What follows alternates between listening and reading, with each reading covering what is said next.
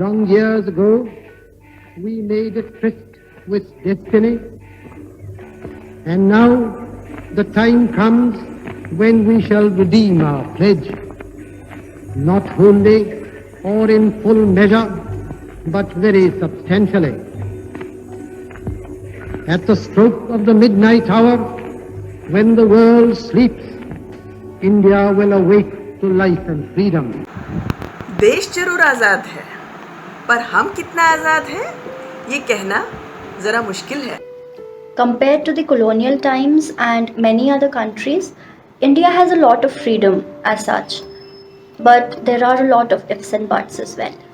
देखिए, हमारा तो मानना यह है कि आज़ादी के बारे में ज़्यादातर चर्चा वो लोग करते हैं जिनको आज़ादी के सही मायने नहीं पता।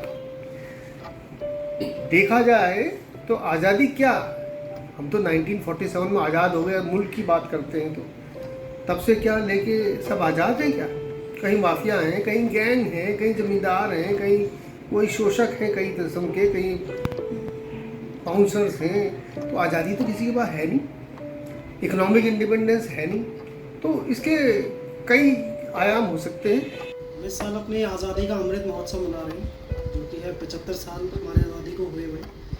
मगर हमें ये जानना होगा कि आज़ादी मना क्यों रहे हैं। इससे पहले ये भारत जो था वो बहुत ही छोटे छोटे टुकड़ों में बटा हुआ था। अभी भी हम बहुत सारी चीज़ों को लेके अपने आपस में विभिन्न विचार हैं, लेकिन ज़रूरी ये है कि हम एक दूसरे के विचार को रिस्पेक्ट करें, आदर करें, और जो अच्छी चीज़ है उसको हम अपने में इम्बाइब करें, रादर देन दूसरे को क्रिटिसाइज़ करने के। बहुत दिन पहले हमने सुना था कि आपको अपनी लाठी घुमाने का अधिकार तब तक ही है जब तक कि आपकी लाठी किसी दूसरे को ना छुए।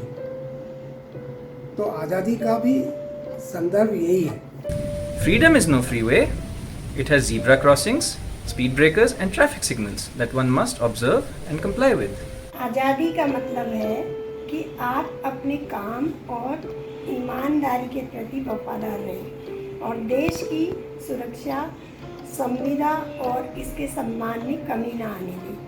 मेरे विचार से आज़ादी का मतलब ये है कि माता पिता अपने बच्चों को अपने अधिकार के अनुसार उनके शिक्षा, संस्कार के बारे में ज्ञान देने का पूरा अधिकार रखें। आज़ादी के नाम पे मुझे लगता है लोग जो कुछ मर्जी कह के ये सोचते हैं कि हमारा ये अधिकार है तो हम कुछ भी कह सकते हैं। ये देश को मेरे ख्याल से कमज़ोर कर रहा है जो आज की परिस्थिति में, तो हमें अपनी सोच को थोड़ा सा बदलना चाहिए। आज़ादी एक भावना है, सामुदायिकता की और देश प्रेम की। आज के परिप्रेक्ष्य में तो यही सत्य है। कंस्ट्रक्टिव क्रिटिसिज्म ज़रूरी है, लेकिन उसे ओपन एंडेड नहीं रखना चाहिए। देखिए, अभी तक जितनी सी बात हुई ना, यही तो निष्कर्ष निकला कि there is no absolute freedom. आज जो है हर आदमी एब्सोल्यूट फ्रीडम ढूंढता है। वो चाह रहा है कि जो मैं कह रहा हूँ और जो मेरी सोच है वही सबसे बड़ी सोच है। तो आपको एब्सोल्यूट फ्रीडम को त्यागना पड़ेगा और थोड़े सेक्रीफाइसेस के लिए, थोड़े एकोमोडेट करने के लिए लोगों को, थोड़े उनके विचारों को स्वीकार करने के लिए तैयार रहना पड़ेगा, तभी आज़ादी की बात हो सकती है। आज़ादी के बारे में बात करना एक किस्म से आजकल एक फैशन स्टेटमेंट सा हो गया। हर कोई कहता है ये भी आज़ादी चाहिए, वो भी चाहिए। असली मुद्दे क्या हैं आज़ादी के मेरे विचार में? महिलाओं की आज़ादी, बच्चों की आज़ादी बहुत ज़रूरी का बात है।